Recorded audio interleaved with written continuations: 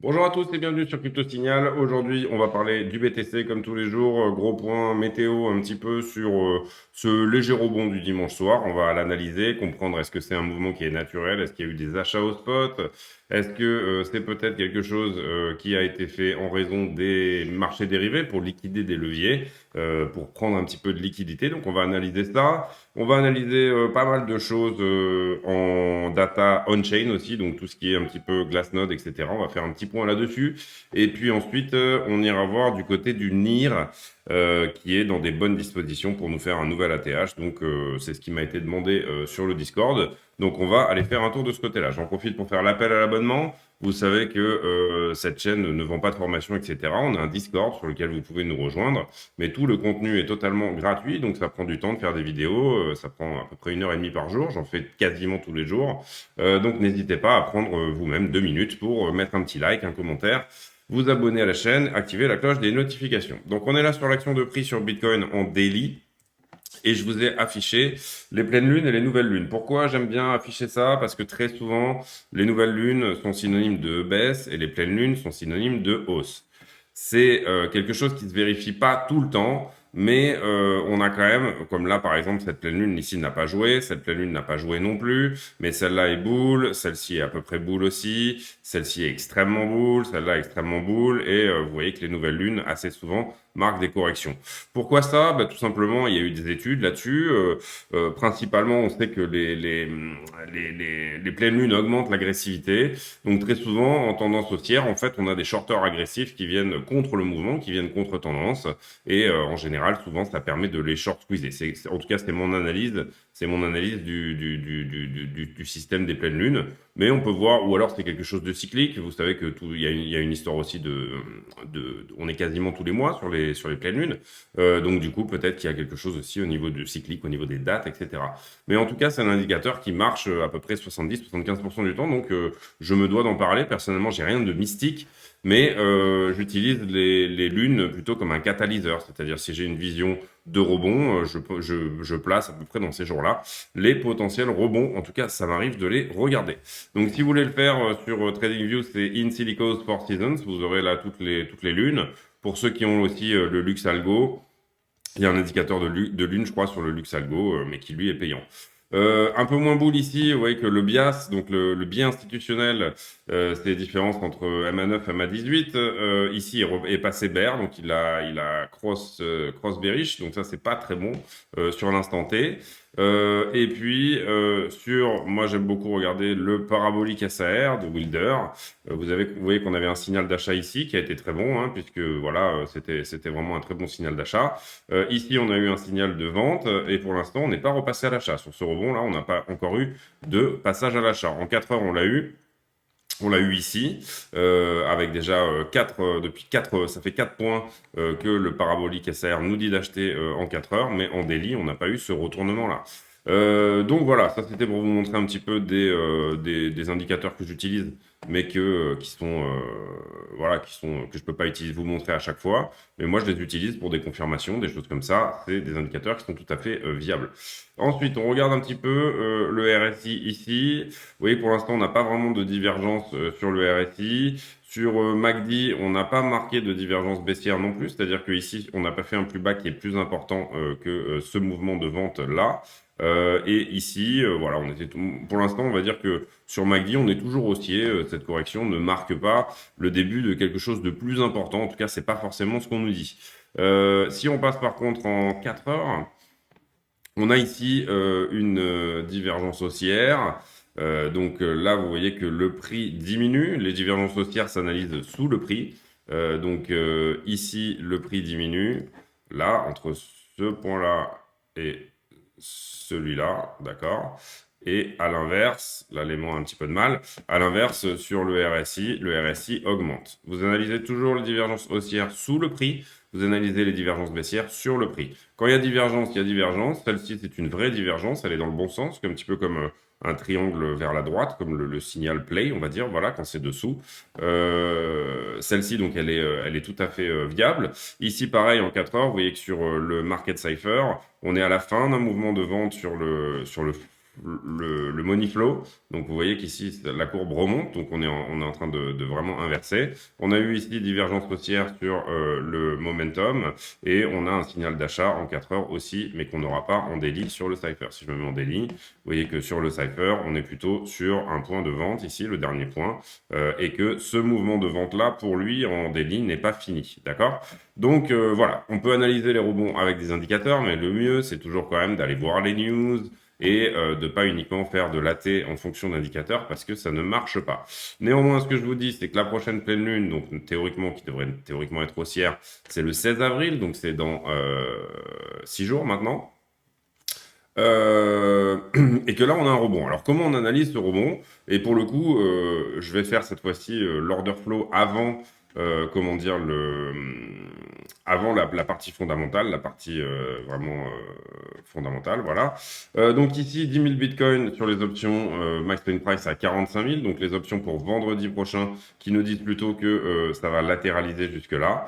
Et ici, c'est surtout ça que je voudrais vous montrer, c'est l'order flow pour faire le lien tout de suite et que ça soit cohérent. C'est l'order flow sur les marchés dérivés. Donc, vous comprenez qu'ici, il s'agit des gens qui font des leviers x10, x50, etc. Et on a des informations grâce à ça par rapport au funding. On a ce type d'information est très importante. Ici, c'est le funding que je vous montre. Et en fait, c'est un petit peu comme un taux d'intérêt variable qui, on va dire que si la majorité des acteurs sont en longue, à ce moment-là, le funding va être positif, va être vert. Ce sont les longueurs qui vont payer un taux d'intérêt positif et les shorters seront payés pour shorter. Ils auront un taux d'intérêt négatif. Ils seront payés pour aller shorter. Et quand vous avez un funding qui est dans le rouge, qui est négatif, ça veut dire que vous avez une majorité de shorters. Comment on peut analyser là en fonction? Donc là, ici, vous avez le prix. Ici, vous avez le nombre de contrats ouverts. On ne sait pas si ce sont des contrats en long ou en short. Et ici, vous avez ce fameux taux d'intérêt variable. Là, ici, vous voyez qu'on a une très forte augmentation du nombre de contrats en circulation. D'accord? Et cette forte augmentation fait diminuer le funding, voire l'emmène dans le négatif. C'est-à-dire qu'elle fait passer une majorité elle fait passer la majorité des contrats devient à présent, à ce niveau-là, des contrats de shorter. Donc là, on pouvait identifier ici qu'on avait un très fort point de short à prendre. Alors généralement, il est au-dessus du prix, hein, puisque le prix de liquidation est quelques pourcents au-dessus du prix. En général, d'ailleurs, c'est souvent à 3 ou 4%. Donc ce mouvement n'est peut-être pas fini. Mais moi, pour simplifier, je considère que ce niveau ici a été pris. Mais si jamais vous voulez ici vraiment voir quel est le pourcentage qu'on peut potentiellement aller chercher, je dirais que 4% est potentiellement un endroit où il y a pas mal de prix de liquidation. Pourquoi? Parce que 4%, c'est un levier 25. C'est-à-dire que si vous posez ici, vous prenez un levier 25, ça veut dire que vous avez, par exemple, si vous jouez un Bitcoin en levier 25, vous avez un Bitcoin, vous empruntez 24 Bitcoins à l'exchange de manière à vous poser ici en short, en l'occurrence. Donc, vous shortez avec 24 Bitcoins qui ne sont pas les vôtres et votre Bitcoin. À partir de 4%, qu'est-ce qui se passe? On commence à manger votre propre Bitcoin. Comme le prix a perdu les 4% qui en fait étaient là où votre prix de liquidation est garé, du coup, à partir de ce moment-là, on commence à à prendre votre liquidité, c'est-à-dire à prendre votre collatéral, le Bitcoin qui était à vous et qui lui va aller à zéro à partir de 4%. Là, je parle pour un levier 25, mais par exemple, sur Binance, il y a des leviers x100, donc parfois il y a des positions où on va que à 1% du prix, des leviers x50, donc on ira à 2%. Levier x25, on ira à 4%. Et sur FTX, par exemple, le levier maximum, c'est x20. Donc du coup, vous aurez plutôt des mouvements qui seront autour de 5%.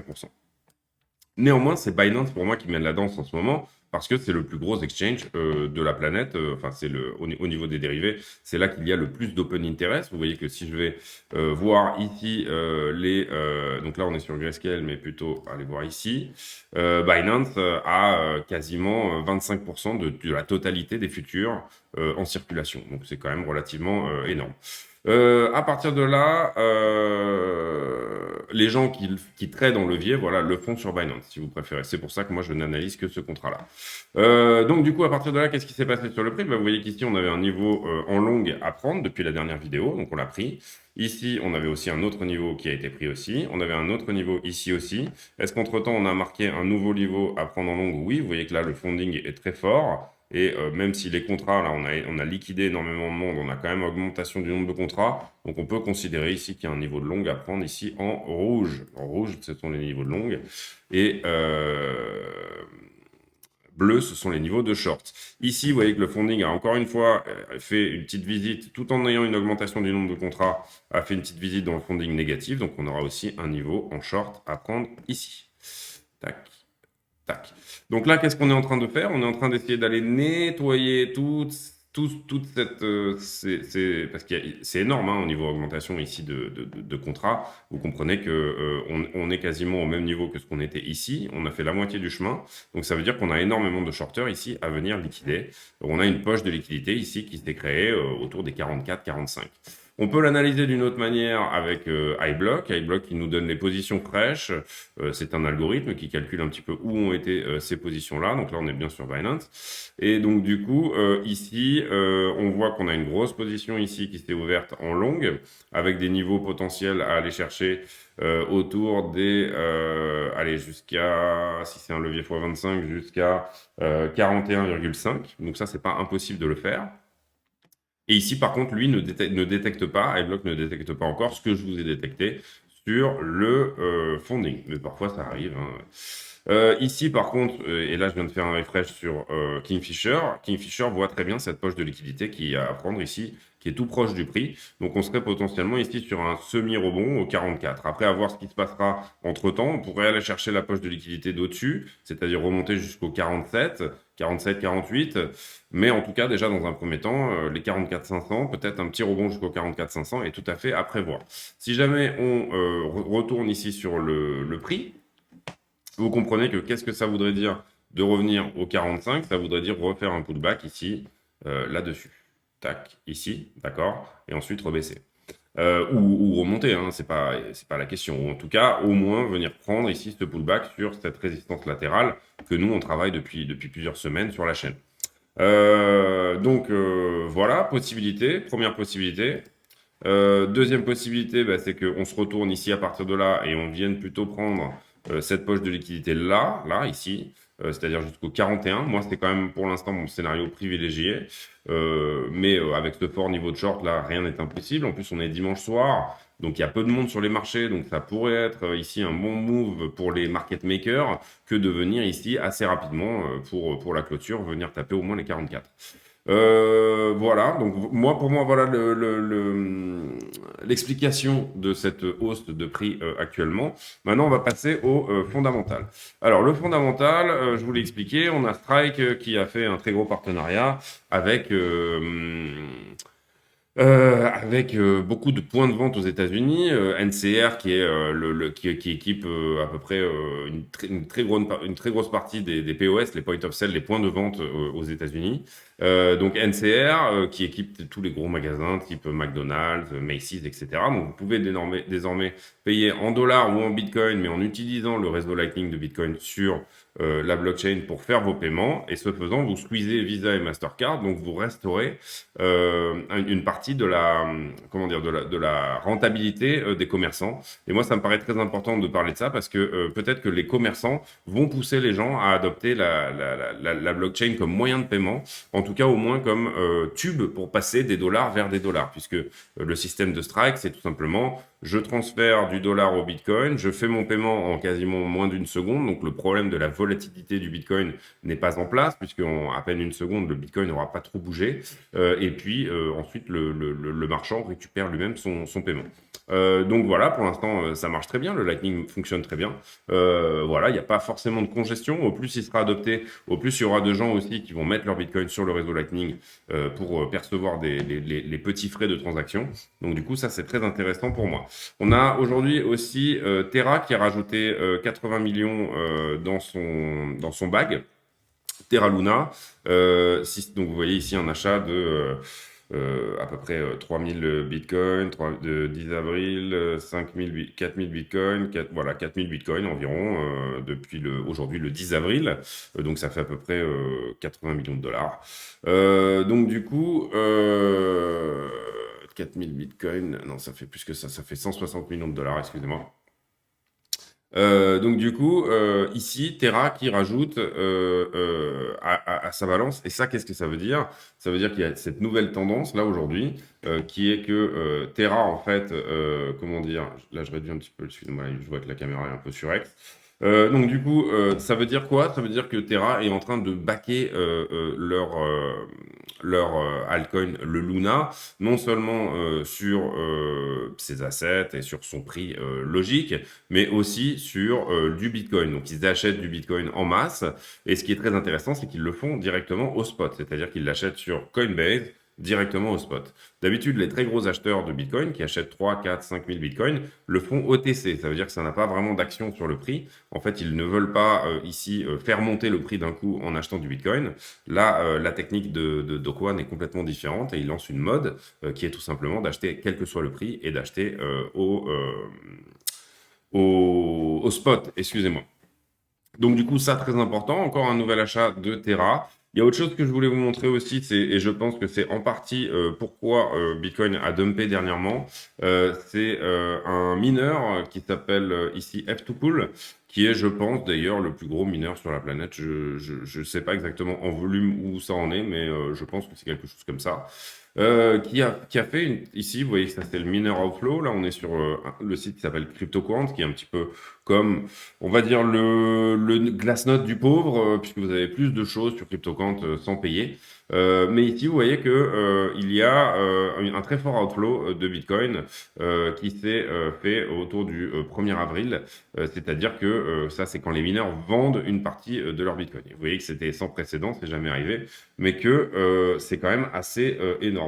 À partir de là, donc je pense qu'il y a eu une très forte vente.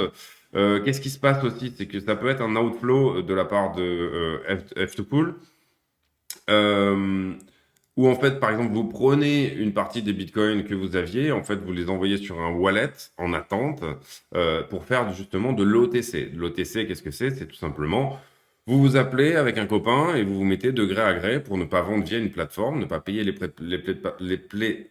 frais de plateforme. J'ai du mal aujourd'hui. Ne pas payer les frais de plateforme, tout simplement, vous faites ça de gré à gré ensemble en vous entendant sur un prix, en fonction du prix du marché, en fonction de la masse que vous souhaitez acheter. Donc là, on a eu très fort outflow sur ce pic-là et vous voyez que ça correspond au niveau du prix quand même pile poil au pic juste avant qu'on dump là, parce que ça représente quand même un niveau de 7000 BTC ici de sortie. 7000 BTC, ça commence à taper un petit peu, hein, ça commence à faire. Donc voilà. Et qu'est-ce qu'on peut regarder en fonction de ça? Ça, c'est la baleine qu'on suit souvent, qui a racheté un tout petit peu 59 BTC.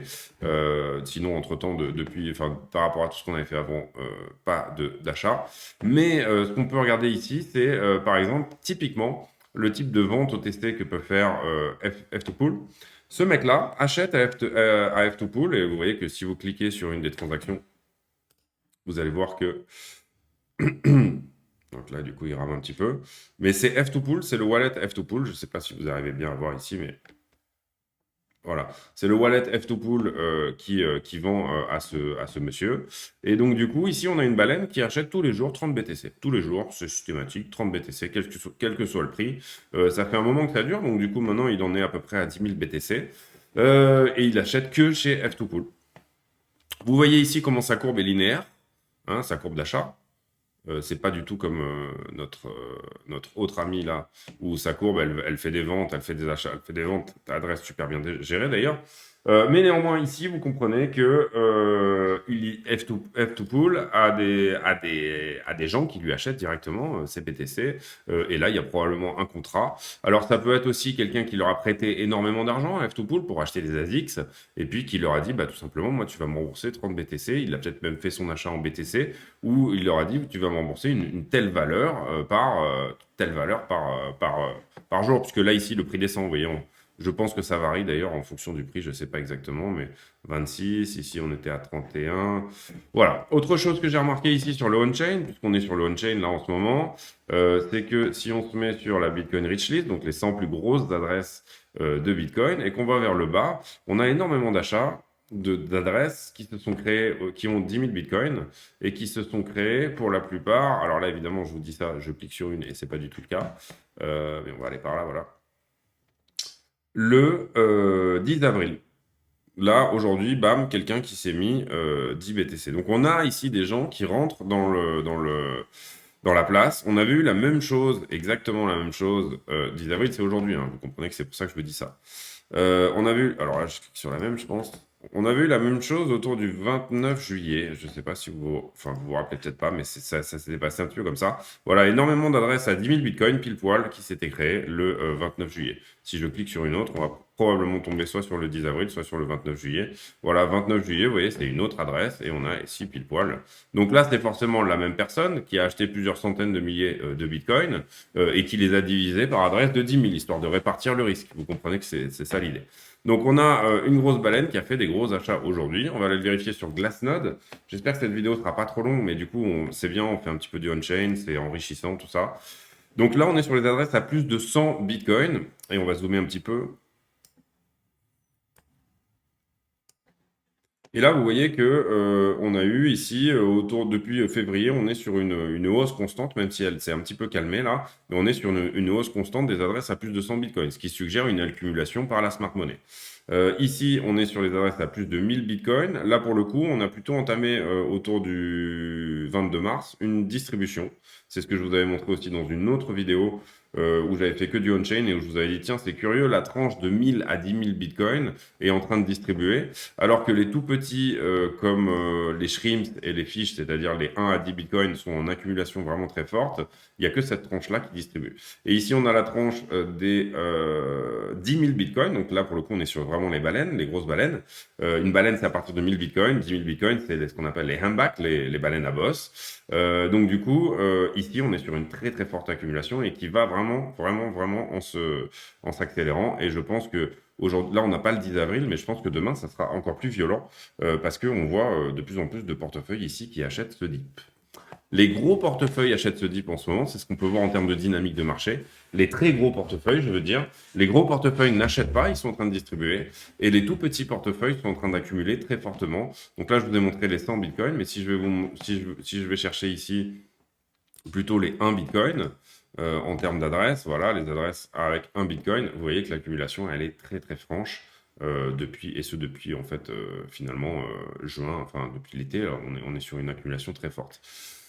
Ces gens-là qui achètent là ici, on sait qu'ils ont un comportement de holder, c'est-à-dire que ce sont très souvent une offre qui est illiquide et des gens qui achètent mais pour longtemps et qui sont pas vendeurs au premier dip. D'ailleurs, on peut le voir là ici. Bon, là il y a eu un petit peu de distribution sur cet ATH là, vous le comprenez là, sur ce premier dip, mais tout de suite on est reparti à l'accumulation. Ici, il y a eu un petit peu de distribution, bien évidemment, il y a des gens qui se font peur, hein. Donc dès que ça remonte là et qu'ils rentrent à leur point d'achat, c'est sûrement des gens qui avaient acheté ici. Dès que ça rentre là ici, bah, ils sortent à break-even, ils se sont fait peur. Et là, vous voyez qu'on est en très forte augmentation. Offre qui en général est plutôt, comme je le disais tout à l'heure, plutôt illiquide. Sur CryptoQuant, je crois qu'on peut voir ce genre de choses. L'offre illiquide, l'offre illiquide, l'offre illiquide, l'offre illiquide. Data, non, network, supply. Non. Bon, j'irai voir ça une autre fois, j'essaierai de vous le trouver. Donc voilà. À partir de là, on a fait le tour du sentiment sur le marché, on a fait le tour de la dynamique de marché, je dirais, avec le on-chain.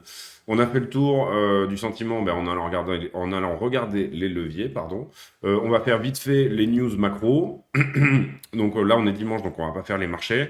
Les news macro, globalement, bon, ben, on voit que on est toujours sur la guerre en Ukraine et on est toujours sur des hauts prix sur le gaz et un risque de récession qui est à l'augmentation puisque la Fed resserre un petit peu la ceinture ici, hein, l'argent gratuit c'est fini, donc la Banque fédérale américaine resserre un petit peu la ceinture.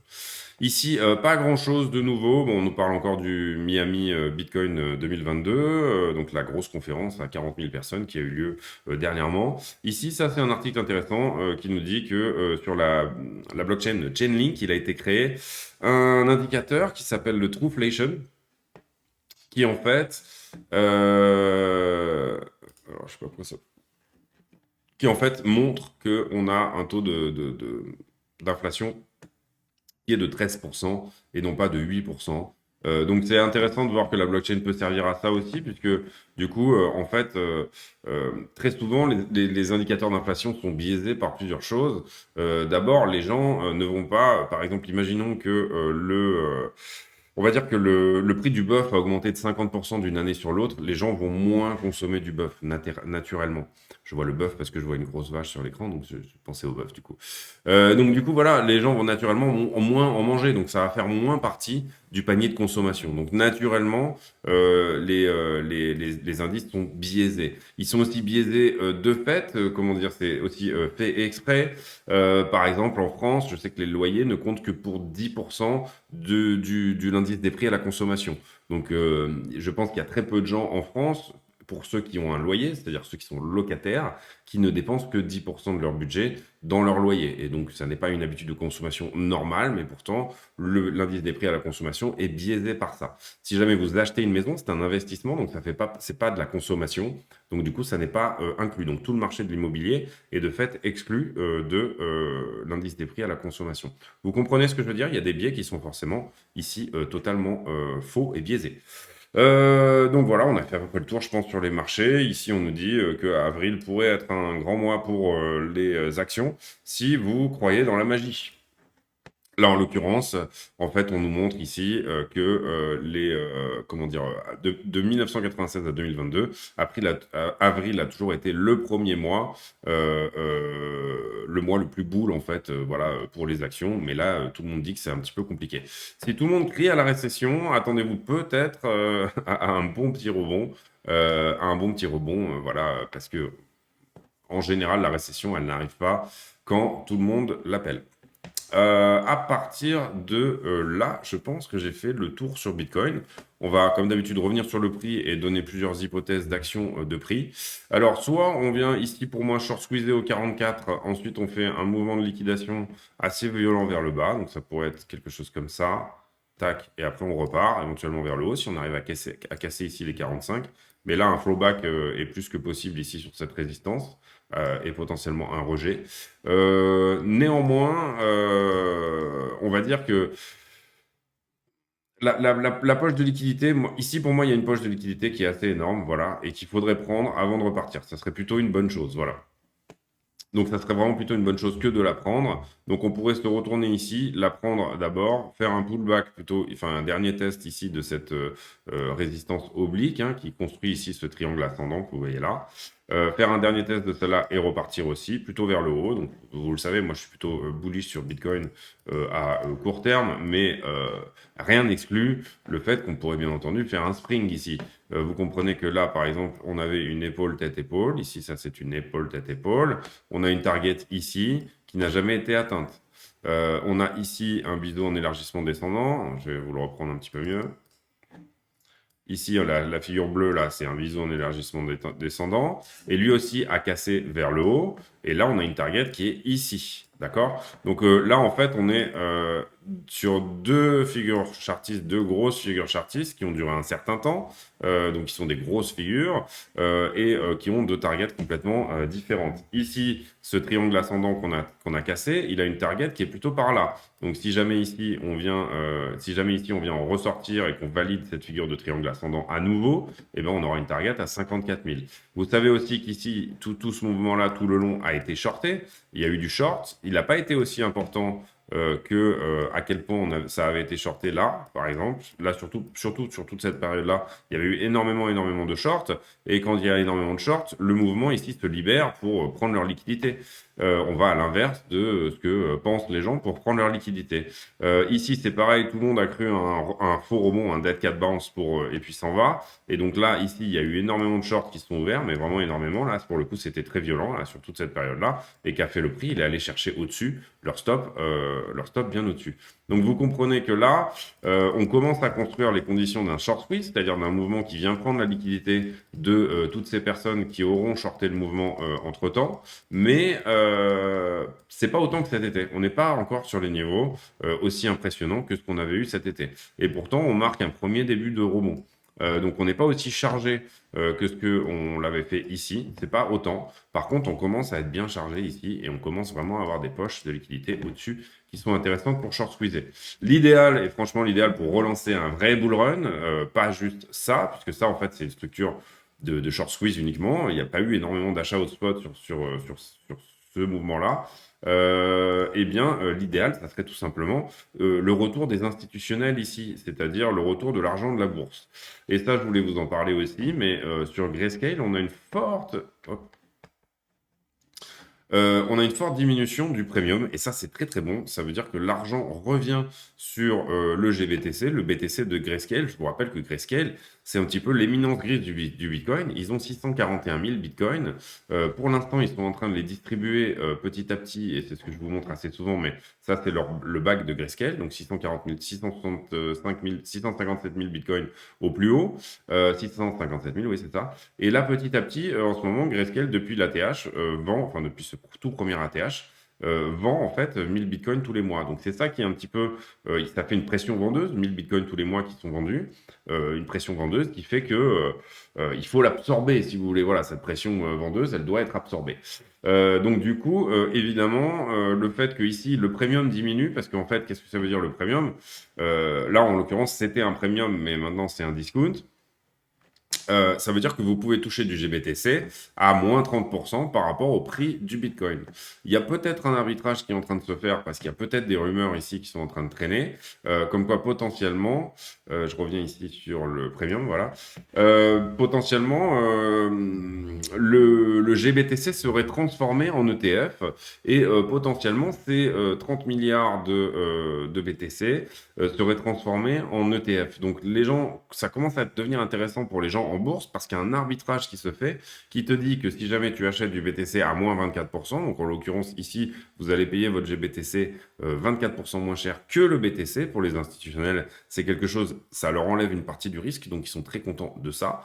À moins 24%. Si jamais Grayscale est transformé ensuite en ETF spot, du coup, vous allez avoir du vrai BTC en face. Donc, qu'est-ce que ça veut dire? Ça veut dire tout simplement que vous aurez eu du Bitcoin un petit peu comme si vous achetiez du beurre président, mais chez Lidl.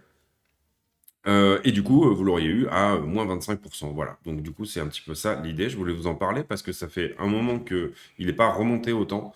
Le premium, il était plutôt à moins 28, moins 30. On l'a vu à quasiment moins 30, moins 28. Et là, on perd 4-5%. Donc, ça veut dire qu'il y a des institutionnels ici qui sont un petit peu revenus sur le Bitcoin de Grayscale. Ensuite. On parlait tout à l'heure de la guerre, mais ça, je ferai peut-être un point dessus demain, parce que sinon, ça va faire un petit peu trop long. On va passer ici au NIR maintenant. Donc, le NIR, vous voyez ici, structure de prix plutôt sympathique. On tape quasi un nouvel ATH et puis il s'en va. On ne sait pas trop. Est-ce que c'est un double top? Qu'est-ce que ça veut dire? Donc, c'est ce qu'on va étudier ensemble ici à l'instant T. Qu'est-ce qu'on avait sur NIR qui pouvait nous dire ici qu'il y aurait un retournement de prix au niveau divergence? Pas grand-chose. Est-ce qu'on a une divergence ici baissière au bout? Pas grand-chose non plus, non. Si, on a une divergence baissière entre ce point-là. Là, vous voyez ici que le RSI monte. Je vais vous le faire en dessin plutôt. Hop. Le prix monte et le RSI descend. Et ça se passe au-dessus du prix. Donc ça, c'est une divergence baissière. Ça ne veut pas forcément dire que le prix va baisser, mais ça veut dire qu'en tout cas, le NIR a besoin de faire une pause ici à l'instant T. Sur le Cypher, et je vais la faire assez rapide, hein, parce que du coup, la vidéo est déjà quand même relativement longue. Je ne vais pas faire les mêmes, l'étude d'alcoin complète que je fais d'habitude. On est à la fin de quelque chose, donc peut-être que l'argent va re-rentrer ici. Par contre, on est sur un mouvement d'achat fort. Donc ça veut dire quoi? Ça veut dire qu'ici, on attendra potentiellement que ce mouvement d'achat se calme, redescende. On attendra une correction, en fait, si vous voulez. Voilà. Enfin, moi, en tout cas, je le ferai comme ça. Vous pouvez acheter là si vous voulez, hein, c'est pas la question. Le shop, ici, on voit qu'il est plutôt déchargé, donc c'est pareil. Si on latéralise pendant un moment, on aura un shop chargé. On pourra s'attendre à un mouvement violent, que ce soit vers le bas ou vers le haut. Le shop vous indique quand il est chargé, quand il est quasiment à 60% que quelque chose de gros se prépare. Et ici, on a un OBV relativement croissant, en tout cas qui est revenu à son niveau de l'ATH ici. Donc là, on avait eu un petit peu un sell-off. L'OBV, c'est on balance volume, c'est-à-dire les bougies rouges. Le volume fois le prix, les bougies rouges fois le prix, moins les bougies vertes fois le prix, c'est-à-dire Est-ce que l'argent rentre ou sort de ce projet? Donc là, on a fait en même temps pas mal de choses, c'est-à-dire qu'on a fait le momentum avec les indicateurs et on a fait un petit peu la tendance. Est-ce qu'on a une jolie structure ici? Oui, mais pour moi, c'est un peu tard, c'est-à-dire que on avait ici une confirmation qu'on était dans une structure haussière. Donc ça, ici, ça aurait été un bon point d'achat autour des 11 dollars. Là, pour l'instant, pour moi, on est trop cher pour moi pour rentrer à l'achat. Ici aussi, on avait une trendline. Pour ceux qui utilisent les trendlines, hein, moi je les utilise beaucoup aussi, mais voilà. Ici, on avait une trendline qui a été littéralement pétée. Hop, on va plutôt se mettre comme ça, voilà, qui a été pétée, vous le comprenez. Voilà, là, on a cassé dessus, on n'a pas réussi à passer, on n'a pas réussi à passer. Ici, on est passé, et ici, on a une structure de l'autre côté de la trendline. Donc ça, c'était vraiment pour moi le moment. Alors moi, je l'ai pas eu sur ce moment-là parce que j'étais sur d'autres choses, mais le moment de rentrer dans NIR, c'était ça. Voilà, il était là. Après, est-ce qu'on va y revenir? Pour moi, oui. Là, il a besoin de souffler, notre ami, là. Donc, voilà. Ici, par contre, on a beaucoup de volume profile. Vous voyez que même si on regarde sur là, si le prix devait s'arrêter quelque part, il pourrait potentiellement s'arrêter pour moi ici. Donc, on a forcément, à mon avis, ici, un support qui va se créer autour des 11 dollars. Donc, ça pourrait être un point d'achat intéressant. Et puis après, bah, très souvent, en fait, les ATH précédents sont souvent aussi des supports. Vous voyez qu'il a joué d'ailleurs ici. Là, par exemple, je prends le premier ATH. Vous voyez qu'ici, il a servi de support là, sur ce sell-off là. C'est-à-dire qu'on avait eu tellement d'accumulation pendant cette période-là, de gens qui n'ont pas vendu, qu'on y est retourné, de toute façon, je ne vends pas. Ou en tout cas, voilà, on avait eu tellement d'accumulation après toute cette période. Vous voyez qu'ici, le volume a été... Donc voilà, moi, je vois deux supports éventuellement d'achat. Donc personnellement, moi, j'ai plutôt tendance à faire comme ça, c'est-à-dire que j'achète plutôt, quand j'ai quelque chose qui part parabolique comme ça, j'achète jamais une parabole. Je place mes ordres, j'immobilise un peu d'argent, mais c'est pas grave. Pour le coup, là, pour moi, aux 11 dollars et aux 7,24 $ en deux fois. Si vous voulez rentrer là-dessus, c'est votre problème. Moi, c'est pas mon conseil, mais c'est tout à fait. Vous faites exactement ce que vous voulez. Venez pas me dire après, je suis pas rentré sur NIR parce que tu m'avais dit pas le faire. Ce truc peut aller tous de sky. Néanmoins, ça sera pour moi sans moi. Ensuite, qu'est-ce qu'on peut regarder sur NIR? Bah, NIR, déjà, on va faire vite fait le projet. On va regarder rapidement qu'est-ce que c'est le projet. Bon, bah, c'est globalement une blockchain complète avec de la DeFi, avec des NFT. Voilà, c'est une blockchain en proof of stake, un genre d'Ethereum killer avec un très bon bridge vers Ethereum qui s'appelle le Rainbow Bridge. Et puis, au départ, voilà, c'était plutôt un projet de machine learning parce que c'était un petit peu la mode à cette époque-là. Et puis, finalement, ça s'est transformé en blockchain. Ça a été développé par deux Russes, je pense, vu les noms. Donc, il y a Polo Sushkin et Alexander Skidanov. Et puis, voilà, entre-temps, ils ont fait des grosses levées de fonds. Ils ont fait une grosse levée de fonds il n'y a pas longtemps de 350 millions de dollars, donc c'est quand même assez conséquent. Et ils ont fait aussi, je crois, une autre levée de fonds de 150 millions juste avant. Qui on a dans le board, enfin dans les investisseurs globaux? On a pas mal de monde. À Arlington, donc c'est vraiment un gros truc. Alameda Research, c'est assez gros aussi. Coinbase Venture, donc Coinbase est là-dessous, il est derrière.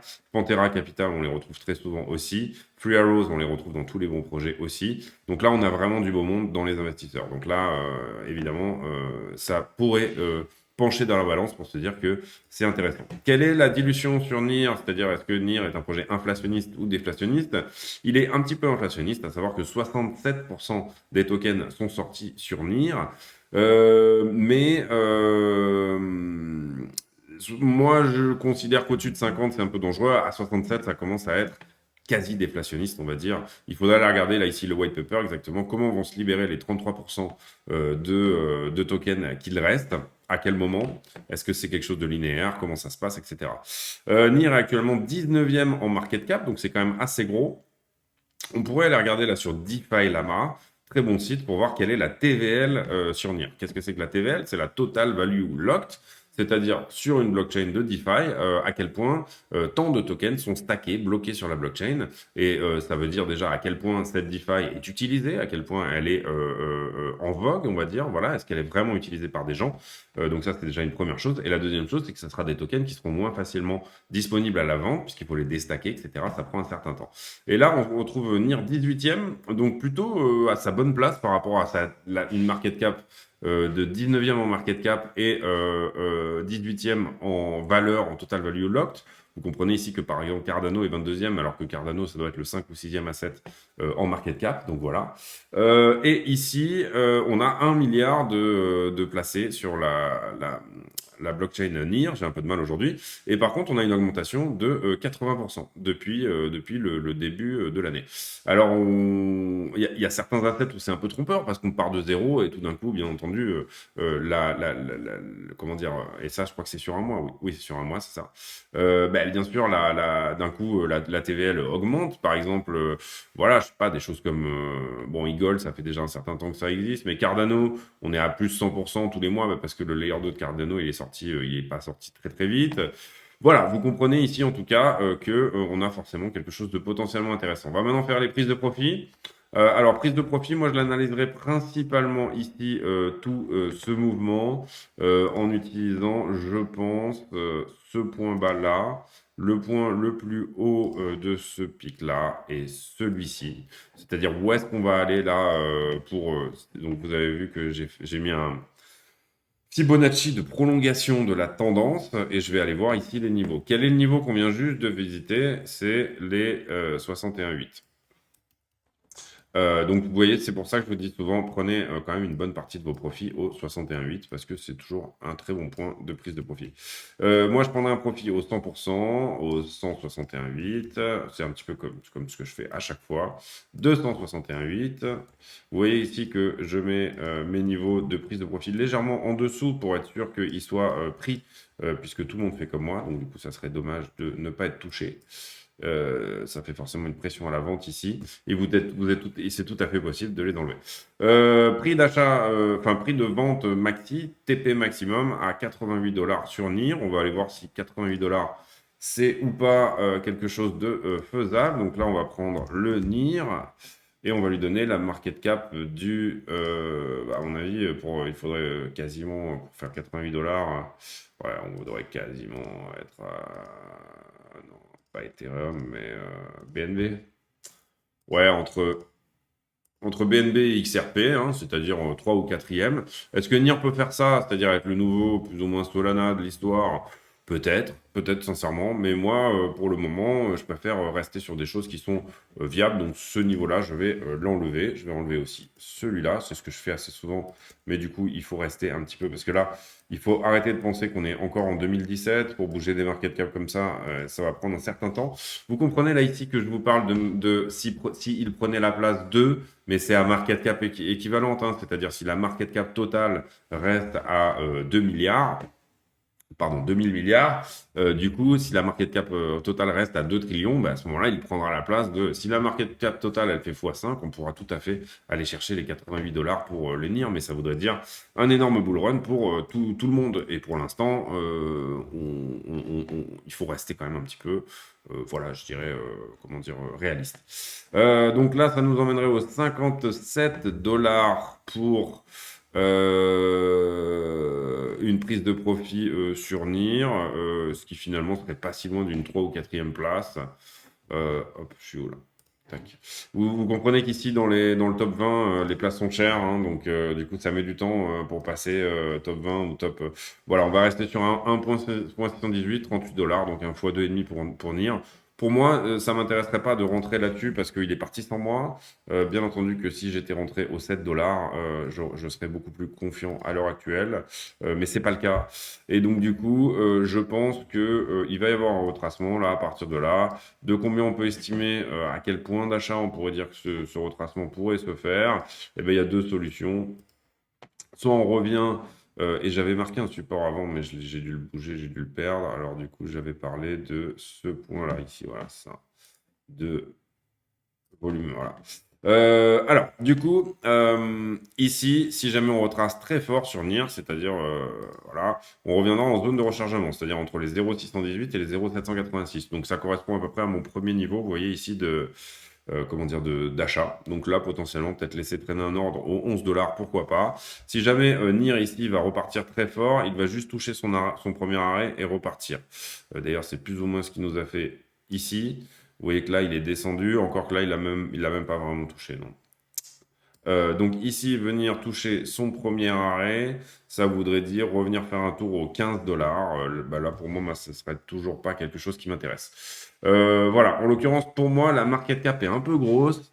Alors, il y a, à savoir qu'il y a quand même du lourd à venir sur NIR, dans les rumeurs, on va dire. NIR serait sur le point de lancer un stablecoin, l'USN, je crois, ouais, c'est ça, l'USN. L'USN qui donnerait des rendements de 20% annuels. Stablecoin algorithmique, c'est-à-dire un petit peu sur le principe de Terra Luna. Exactement sur le même principe d'ailleurs. Alors, est-ce que ça sera sur le token NIR que ce stablecoin sera basé ou pas?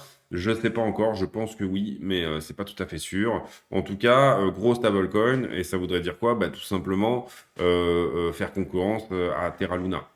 Faire concurrence à Terra Luna, vous comprenez ici que si on se met sur le ranking, Luna, en ce moment, est 9e, mais Luna a certainement encore quelques petites places à grappiller, peut-être. Et puis là, 9e, il y a comment dire, il y a déjà deux stablecoins dans la place. Donc en fait, Luna est en réalité plus ou moins 7e.